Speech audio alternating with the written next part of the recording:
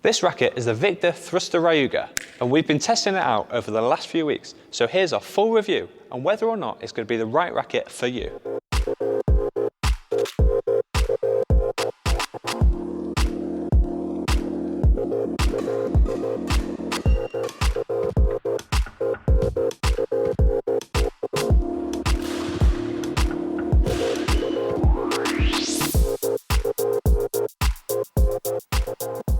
Hello and welcome back to Badminton Insight.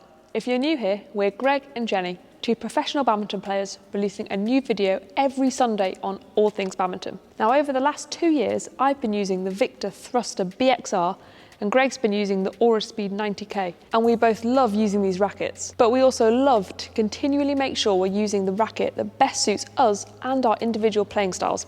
So we've been testing out this Ryuga in every single training session over the last few weeks. Before we give you our thoughts, let's start off with the specifications of what type of player this racket will suit. We're testing the 3U version of this racket, so pretty heavy, weighing in at around 91 grams. And the racket comes unstrung with a set of VBS 68, which is the string Jenny uses. And I strung this racket at 30 pounds, which is the tension we regularly use. Victor's guidelines actually state that this racket can be strung up to 32 pounds, which is thanks to its power box technology, which increases the stability and anti-torque of the racket.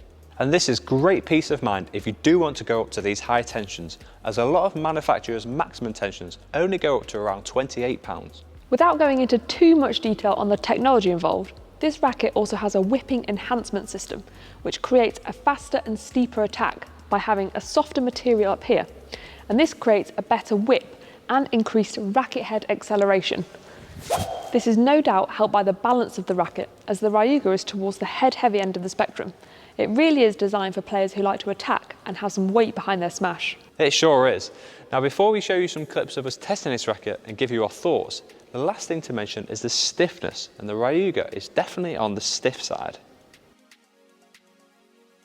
Generally, top of the range rackets like this will have stiff shafts, as they're more aimed towards intermediate to advanced players who have the technique and timing to create power with a stiff shaft, whilst also still hitting the sweet spot of the racket. Yeah, that's quite important. So if you're a beginner, this might not be the racket for you. Maybe try something with a bit more flexibility in the shaft.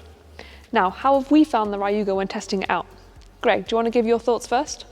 Yeah, so I've really enjoyed testing this racket out. It's very different to the usual racket I would go for, but after seeing Lizzie's year win the All England with it, I just had to try it out. Unfortunately though, it didn't make my attack as good as Lizzie's years, but it did definitely give me some extra power. I also really liked the feel of it in my mid-court drives, as well as my smashes and overhead shots. Unfortunately though, it did feel a bit slower in defence than when using my Aura Speed 90K, but only marginally. It's an all-round great racket, and we can definitely see it being popular with the big hitters and also many singles players who crave that dangerous attack but don't necessarily need lightning fast reactions. Greg, have you decided if you're going to use it yet? I'm still unsure. As I've said, I haven't really used anything as stiff and head heavy as this in the past, as I'm not really a big hitter, so it doesn't quite suit my style. What about you? As you've used a lot of similar rackets to this in the past, haven't you? I'm still not sure either. There's a few more rackets I want to compare it to, and then I'll decide.